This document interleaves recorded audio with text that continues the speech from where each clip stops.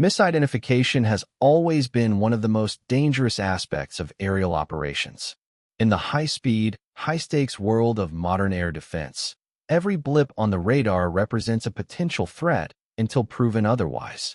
When an unidentified aircraft enters restricted airspace, the system responds instantly. Alarms sound, command centers light up, and intercept protocols kick in. There's no time for hesitation because hesitation can cost lives. Every pilot knows that. Every controller understands it. The process is built around minimizing risk, not understanding context. When the alert went out that day, it wasn't personal. It was procedure. The radar had tagged an unknown aircraft moving at an irregular speed, heading directly toward a no-fly zone. It wasn't transmitting identification codes, and no communication came through radio channels. To the system, that meant one thing: potential hostile. The order was clear: mark it for intercept. Inside the cockpit of the F-35s, the pilots went from standby to mission-ready in seconds. They didn't ask who was flying that plane or why it was there. They didn't have to. The entire framework of air defense is designed to remove hesitation. A red dot on the screen demands action, not curiosity. The pilot's job was to intercept, identify, and, if necessary, neutralize. That's the reality of modern aerial security. It runs on precision, speed, and discipline. Yet in that precision lies a quiet danger, the danger of acting on incomplete information. The system is fast, but it's not always right. When technology sees a target, it doesn't see a story. It doesn't know if the pilot in that aircraft is lost, malfunctioning, or in distress. It doesn't know if that plane belongs to someone who once flew beside you in another mission, another war, another time. It only knows what the sensors tell it: unknown, unauthorized, inbound. The F-35 pilots launched with full awareness of what was at stake. They knew how these intercepts usually played out.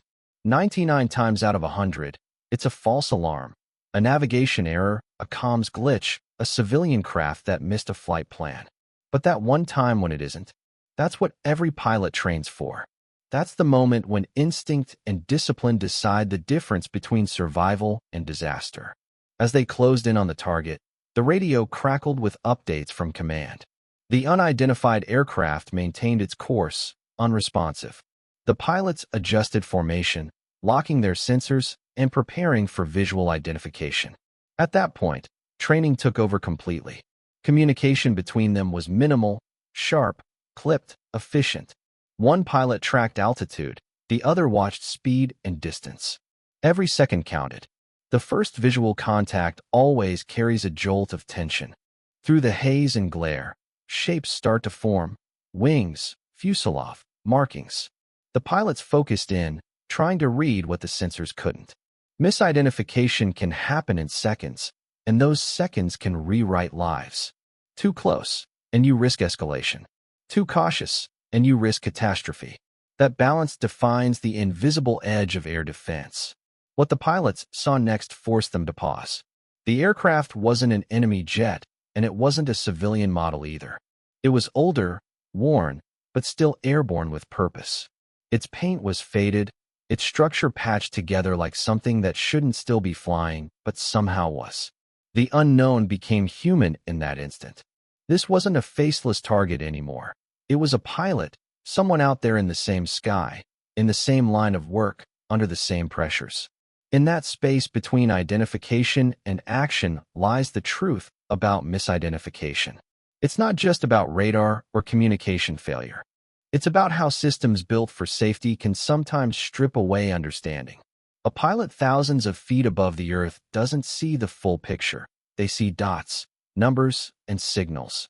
It's easy to forget that every unidentified aircraft carries a story, a reason, a heartbeat.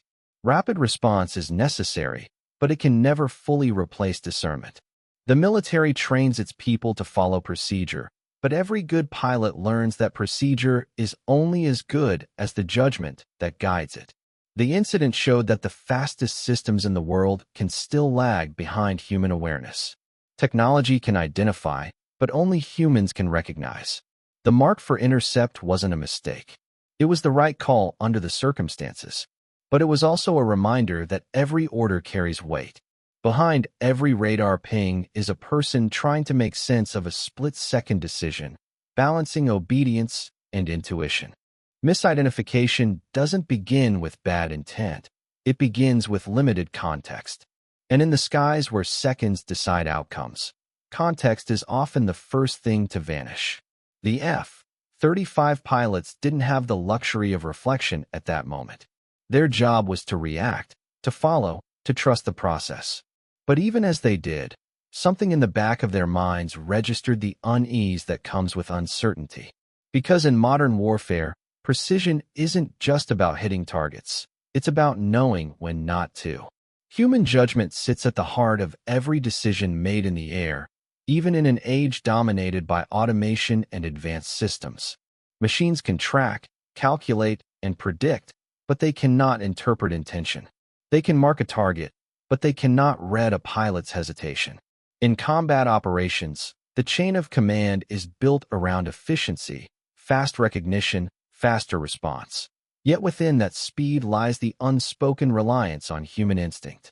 No matter how sophisticated the aircraft or how automated the detection systems become, it's still a person who has to decide what that data means. When the Intercept order came through, the F-35 pilots knew exactly what to do.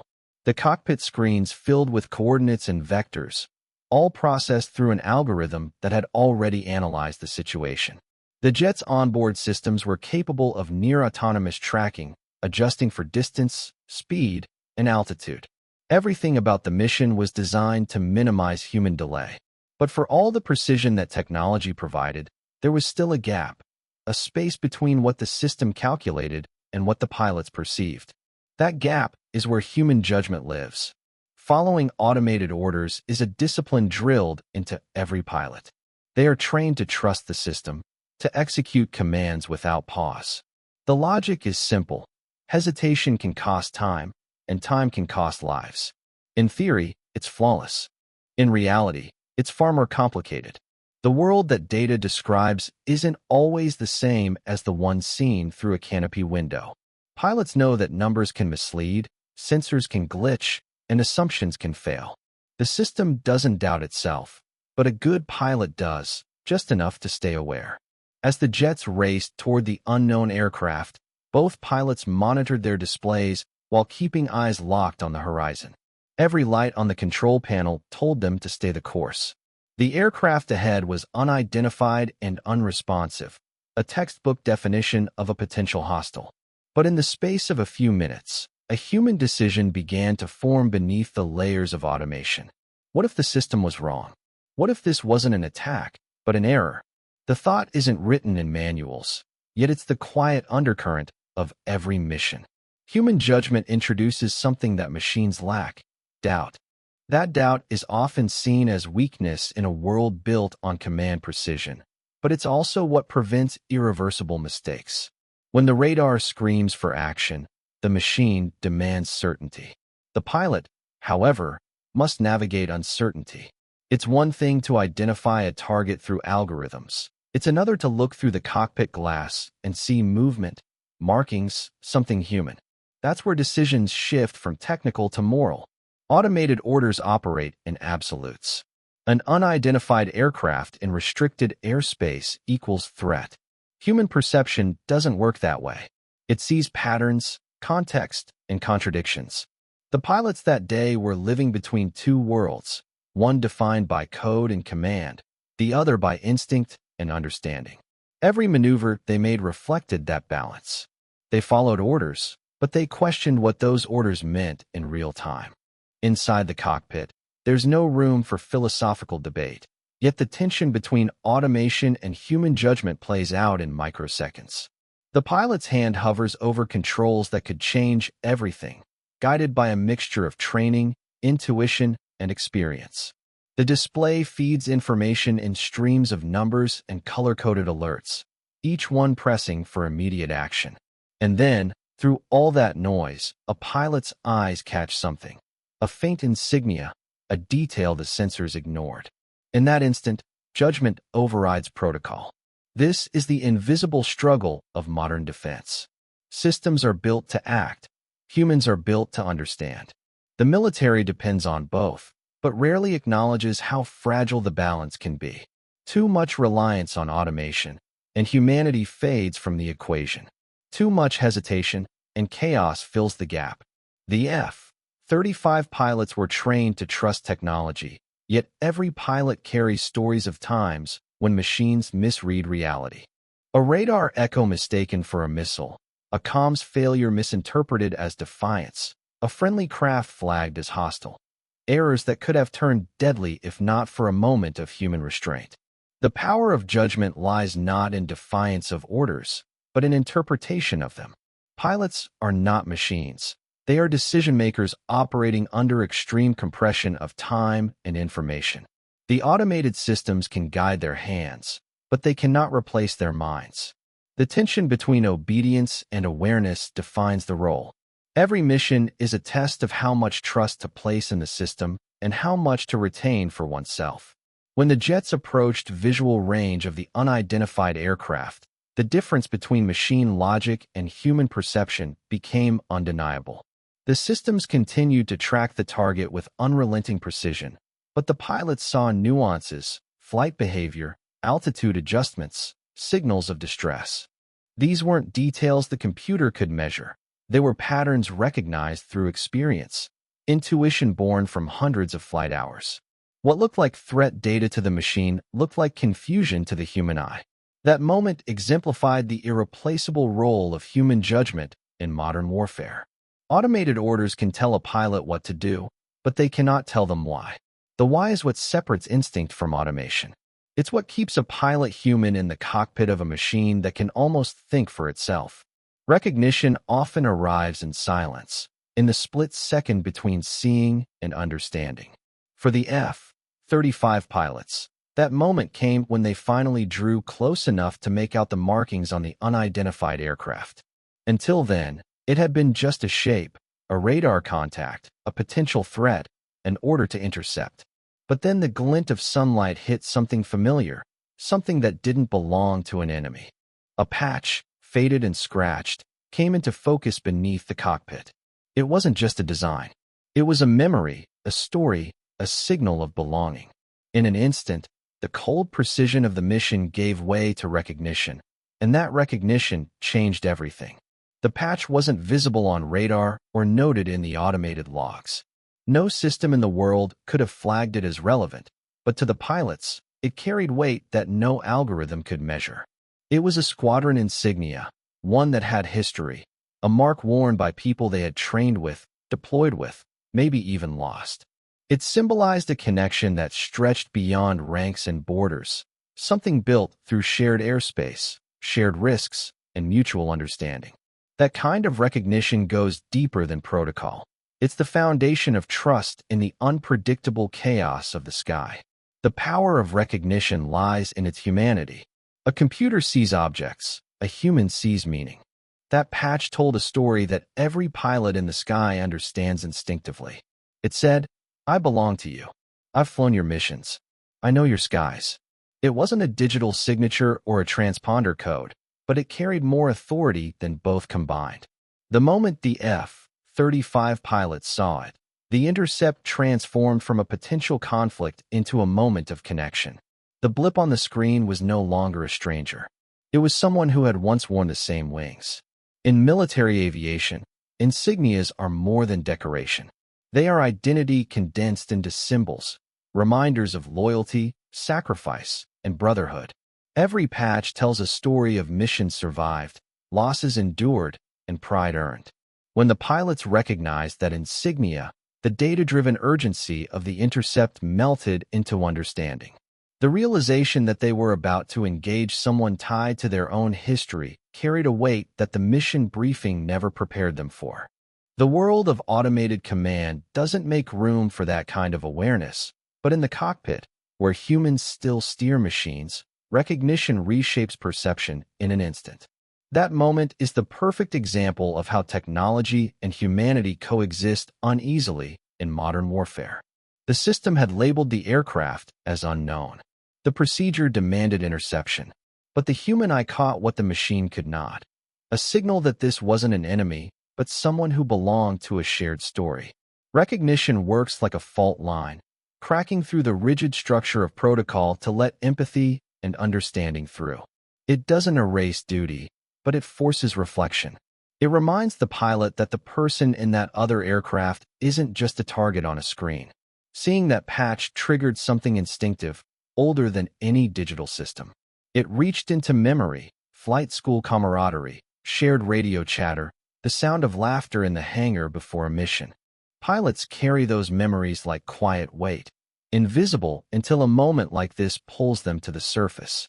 That single image beneath the cockpit wasn't just paint on metal. It was a lifeline to a world before the order to intercept. Recognition becomes powerful precisely because it bridges those two realities, the mechanical duty of defense and the human need for understanding.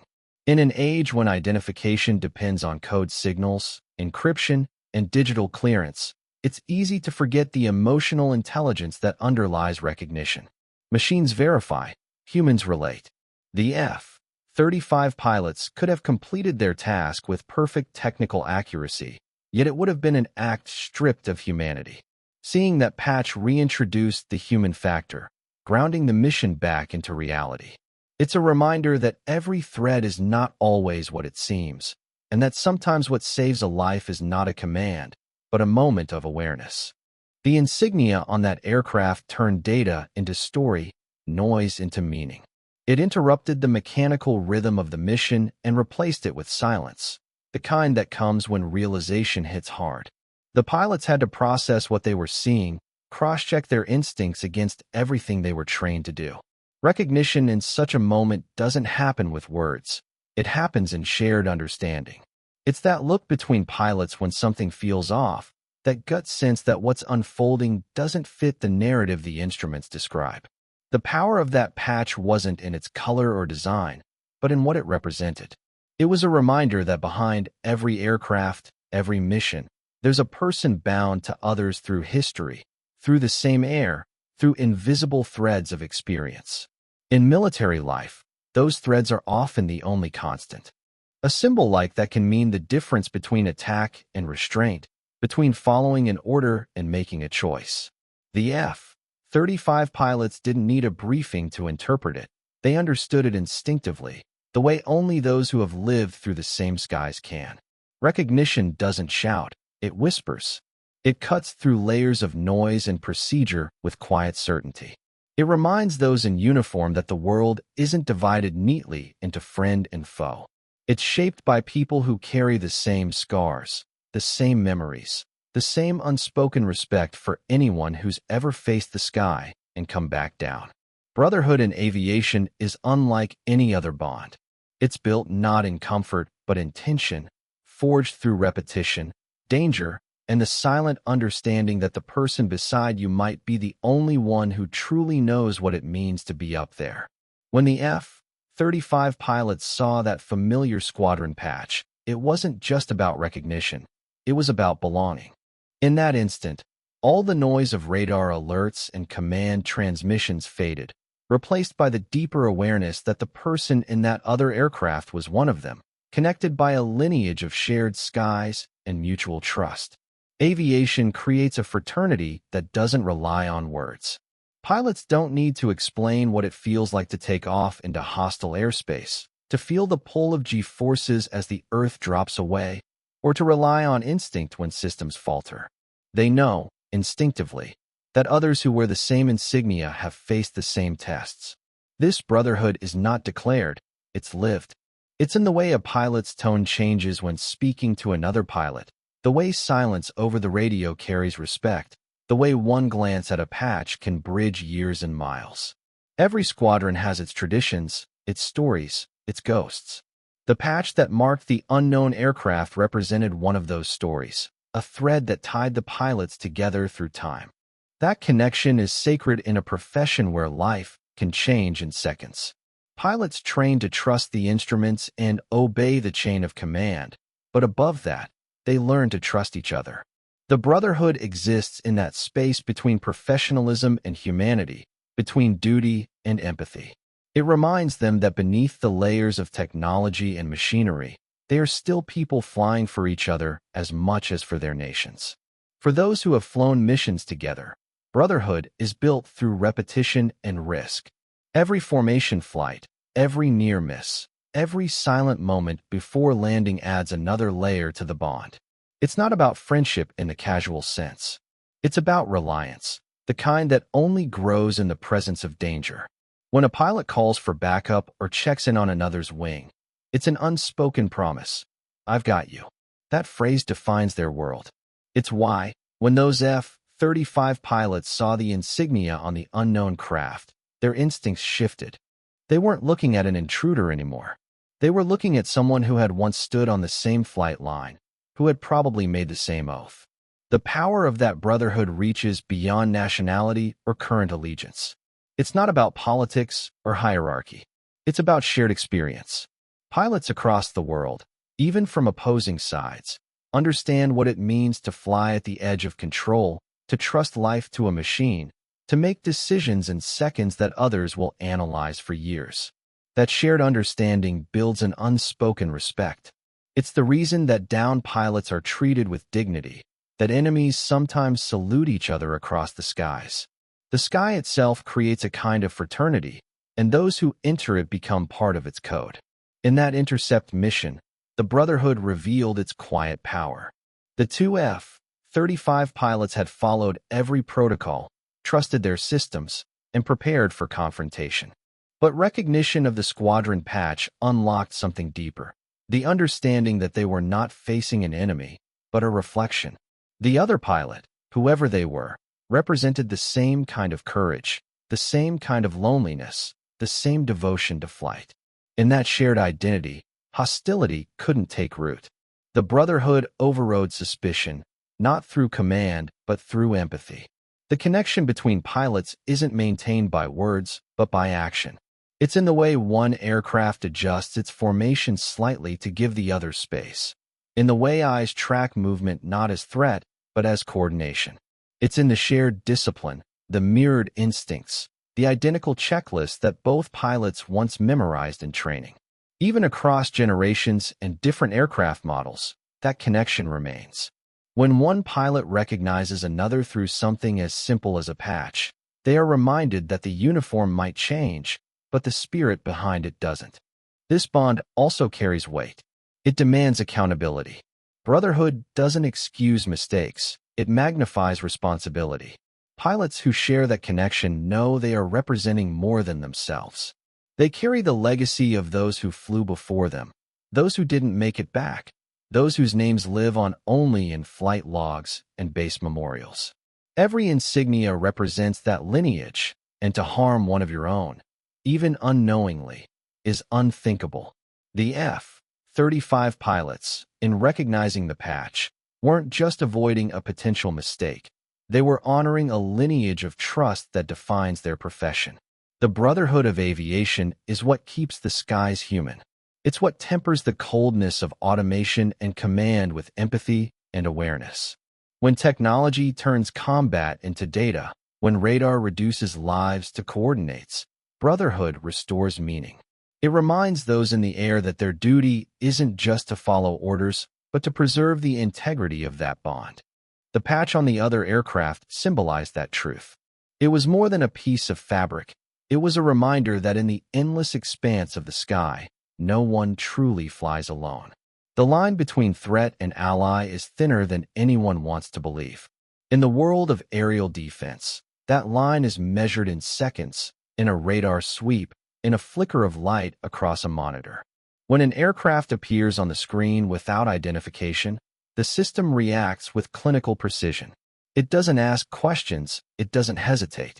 But for the people in the cockpit, the world isn't that simple. Every decision is soaked in uncertainty, because what looks like a threat might not be one at all, and what seems safe can turn hostile in an instant. The difference between those two realities often depends on a single choice made at supersonic speed. For the F-35 pilots, the unknown aircraft was a threat until proven otherwise. That's what the doctrine says. You don't wait for explanations, you don't gamble on intentions. You intercept, you identify, and you prepare for escalation. But when they drew close enough to see the faded insignia beneath the cockpit, that clarity started to dissolve. The mission stopped being about procedure and started being about interpretation. The rules of engagement were still the same, but the meaning of those rules suddenly blurred. The aircraft they had been tracking wasn't faceless anymore. It carried a symbol that connected it to their own world, and with that recognition came the question that no system could answer. What if we're pointing our weapons at someone who doesn't belong on the other side? At all modern warfare depends on sharp distinctions. Friend or foe, authorized or unauthorized, target or non-target. But in the air, those distinctions often crumble. The sky doesn't care about borders or orders. Communication fails, equipment malfunctions, and intentions get lost in the static. The pilots knew that reality well. They had seen how easily a routine mission could turn into tragedy when those thin lines were crossed. A misread signal, a delayed response, a misunderstood command. That's all it takes. The margin between defense and destruction is almost invisible. Every pilot learns early on that perception defines survival. Threats aren't just things that appear on screens. They are interpretations of behavior. A sudden altitude change, a broken radio signal, a shift in speed, all of these can be seen as aggression or as error. The pilot's mind becomes a balancing act between caution and understanding. React too fast, and you risk firing on someone who never meant harm. Wait too long, and you could invite disaster. The tension between those two extremes shapes every mission. It's not just about skill, it's about judgment under pressure, judgment that machines can't replicate. When the F-35s closed in, the data still screamed unknown. The algorithms didn't care about patches or paint or history, but the pilots did. The insignia they saw wasn't just a mark, it was a story they recognized. It disrupted the clean binary that their orders depended on. They had to make a call, follow the system's logic, or trust their human instinct. In that instant, the thin line between threat and ally became painfully clear. It wasn't something drawn by policy. It was drawn by perception, by conscience, by the humanity still present in the cockpit. That's what makes aerial encounters so fragile. Two aircraft can share the same sky, the same silence, the same purpose, and still be seen as enemies because of the angle of approach or the absence of a radio signal. Technology can identify shapes and trajectories, but it can't interpret intent. That responsibility falls to the pilots, who must live with the consequences of every decision made at 30,000 feet. The F-35 pilots understood that weight. They had seen what happens when judgment slips, when the line between defense and aggression vanishes. The moment they recognized the insignia, their perception changed completely. The aircraft ahead wasn't just an unidentified object anymore. It was a human story wrapped in metal and flight. The line between threat and ally shifted from something external to something internal, something moral. The recognition reminded them that war isn't always fought between enemies. Sometimes it's fought between people who simply don't realize they're on the same side until it's almost too late. Every military pilot knows that the world isn't built on absolutes. The radar can't see loyalty. The systems can't feel hesitation. Yet those are the things that define humanity in combat. The thin line isn't drawn by rules of engagement, but by empathy, the willingness to look closer before deciding what someone is. That ability to pause, to question, to see more than what the sensors display, is what separates soldiers from machines. In that encounter, the F-35 pilots were reminded of that truth. They had to hold two realities at once, the official one defined by the system, and the personal one defined by what they saw with their own eyes. The radar saw a target, they saw a person. The tension between those two truths is what makes the job both terrifying and profound. The line between threat and ally doesn't exist on a map or a radar screen. It exists in the space between perception and reaction, in the fragile moment when instinct competes with training. And sometimes, all it takes to cross it is a single look, a single recognition, a single patch seen through the glare of the sun. Awareness, restraint, and trust are the quiet virtues that keep chaos from consuming order in the sky. They are not as celebrated as speed or precision, yet they are the invisible forces that decide whether an encounter ends in conflict or understanding.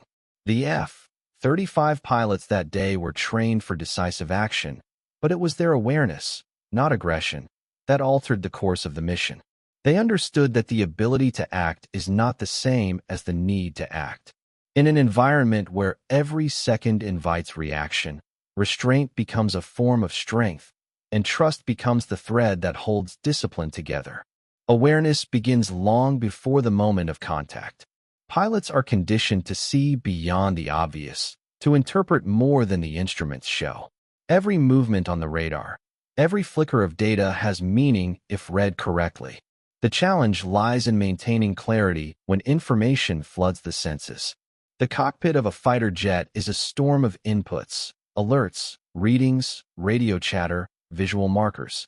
Awareness in that environment isn't just observation, it's perception with purpose. The pilot's ability to stay conscious of the full picture allowed them to catch what machines missed. Without that human sensitivity, the insignia on the unidentified aircraft might have gone unnoticed, and the mission could have spiraled into irreversible action. Restraint is the companion of awareness. It's what transforms observation into wisdom. In modern aerial defense, restraint is often misunderstood as hesitation, but to those who live it, it's discipline at its highest level. When radar labels something as a threat, the instinct is to act, to neutralize, to prove control. But real control is knowing when not to.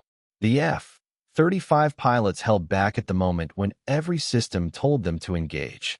That pause wasn't weakness, it was command of self. They trusted their instincts enough to slow down the sequence that automation wanted to accelerate. In doing so, they made room for understanding to catch up to technology. That trust, both in oneself and in one's team, is what gives restraint meaning. A pilot doesn't operate alone. Every decision in the air is part of a network of voices, commands, and protocols. The ability to trust those around you, to believe that judgment will be understood rather than punished, is what allows a pilot to make a human choice instead of a mechanical one. In that sense, trust becomes the foundation of courage. It's easier to follow orders blindly than to risk interpreting them with conscience. The F-35 pilots had to believe that their hesitation would be seen not as disobedience, but as insight. That belief is rare and powerful, and it defines the integrity of leadership in high-pressure missions. Awareness, restraint, and trust intertwine like threads in the fabric of command. One without the others cannot hold. Awareness without restraint leads to impulsive action. Restraint without trust breeds fear and indecision. Trust without awareness opens the door to complacency. In the air, balance among them is fragile but essential. The pilot's awareness gave them understanding. Their restraint gave them time. Their trust gave them courage to act with conscience instead of calculation. That combination is what prevented the incident from becoming a tragedy. Awareness also extends beyond the immediate moment. It's the recognition of context, the knowledge that every action reverberates through systems larger than the self. The pilots knew that a wrong decision would not just affect their mission, but could trigger consequences across borders and command chains. That understanding sharpened their focus. Awareness isn't only about noticing. It's about realizing the weight of one's role in a larger sequence. In the sky, where actions unfold faster than thought, that kind of situational depth is what separates precision from recklessness. Restraint carries a different kind of tension. It demands emotional control in a space where adrenaline rules. The instinct to defend, to strike, to react is hardwired into training. Overcoming that reflex requires maturity born from experience. The F-35 pilots had been conditioned to respond instantly, yet they allowed space for doubt. That decision, that moment of holding back, was an act of emotional intelligence as much as tactical reasoning. It takes courage to pause when everything around you screams for movement. Restraint is not the absence of action, it's the mastery of timing. Trust deepens through repetition and shared experience. Pilots build it mission by mission, through countless check-ins, through understanding each other's tone over the radio, through knowing how the other flies without needing words. That bond creates a silent assurance that even in uncertainty, they will be understood. It's that same trust that allows them to communicate through brief, coded phrases, or even silence. In that moment of recognition during the intercept, they didn't need lengthy explanations. A single phrase could signal understanding, a small acknowledgement that both knew what was unfolding and what it meant. Together, awareness, restraint, and trust form the invisible architecture of discipline. They allow humans to remain in command even within systems designed to automate decision-making. The F-35 pilots demonstrated that the future of warfare, no matter how advanced, still depends on the human capacity to see, to wait, and to believe in each other. Machines may measure efficiency, but they cannot measure intention. Awareness gives vision, restraint gives control, and trust gives meaning. In the endless expanse of the sky, those three qualities are what keep purpose intact when everything else moves faster than thought.